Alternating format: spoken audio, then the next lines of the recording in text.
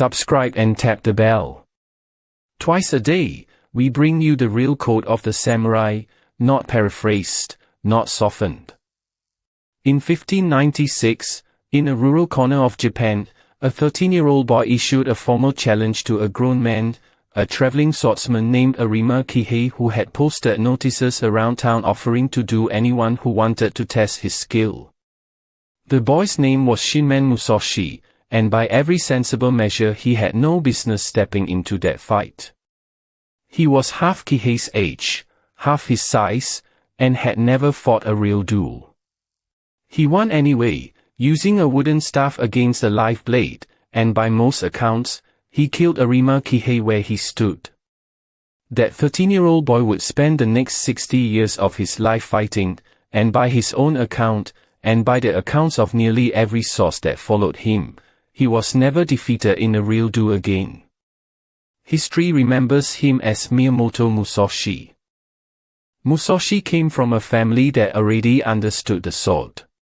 His father, Munisai, served the local lord as a martial arts instructor, and by the time Musashi was a teenager he'd already absorbed years of technical training most swordsmen spend a lifetime developing. But technique alone doesn't explain what came next. At 16, he fought in the Battle of Sekigahara, one of the largest and most consequential battles in Japanese history, a clash that decided who would rule the country for the next 2.5 centuries.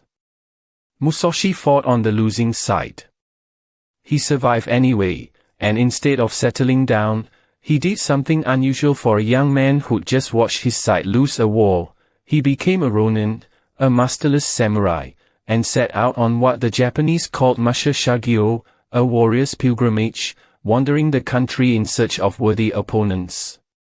For the next several years, Musashi crossed Japan on foot, dueling anyone willing to test him, established sword schools, famous instructors, men with far more formal standing than a wandering nobody with no lord and no fixed style.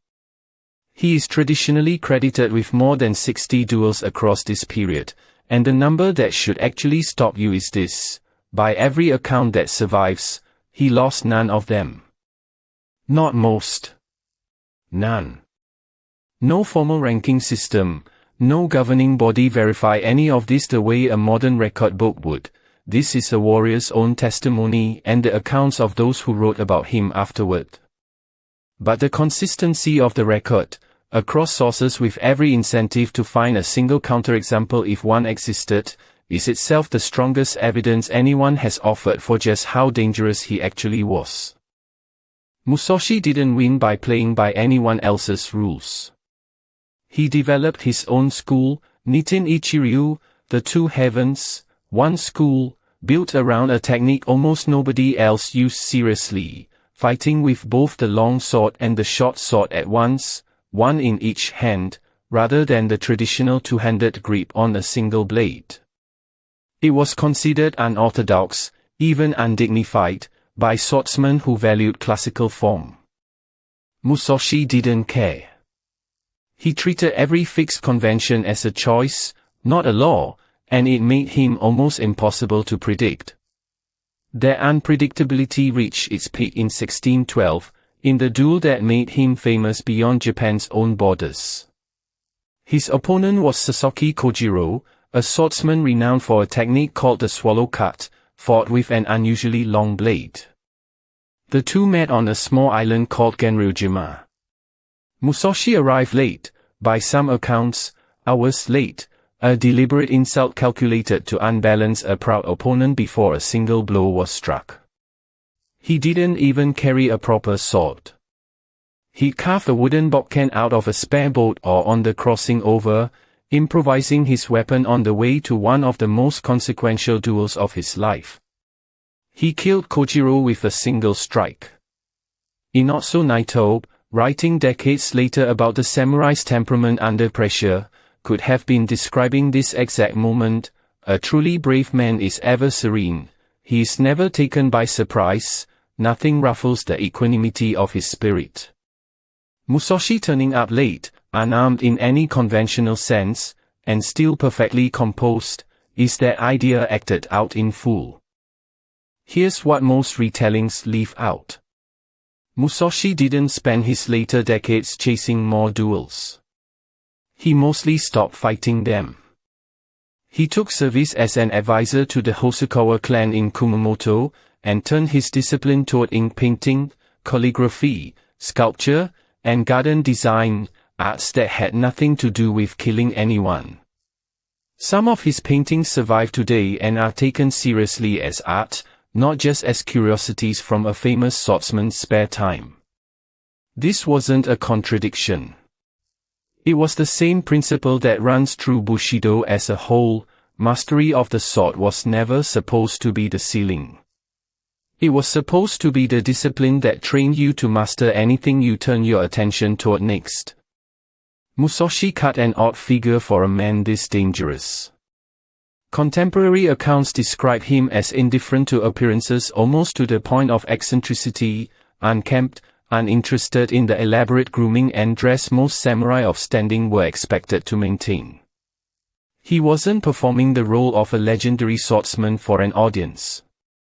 He seems to have genuinely not cared what impression he made, which tracks with everything else about how he approached a fight. Strip away every convention that doesn't actually help you win, including the ones about how a famous warrior is supposed to look and behave.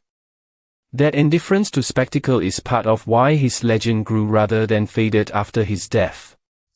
Centuries later, a novelist named Eiji Yoshikawa turned Musashi's life into a sweeping serialized story that made him a household name across 20th century Japan, and later still, films, television, and manga carried that legend further still, to the point that Musashi is now probably the single most internationally recognizable samurai who ever lived, studied today by martial artists, business strategists, and historians alike, none of whom agree on everything he meant, but all of whom keep returning to the same handful of hard facts: a boy who won his first duel at 13, and a man who reportedly never lost one after.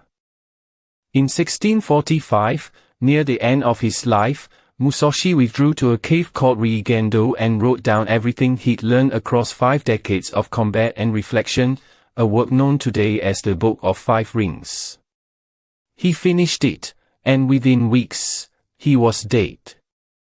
It remains one of the only first-hand accounts by a genuinely undefeated master of anything, describing not just how to win a sword fight, but how to think, prepare, and carry yourself so that winning becomes close to inevitable. We'll go through what that book actually teaches in the next video, but the man who wrote it earned the right to teach it the hard way: 60 duels, 0 losses, and a discipline that never stopped even after he put the sword down.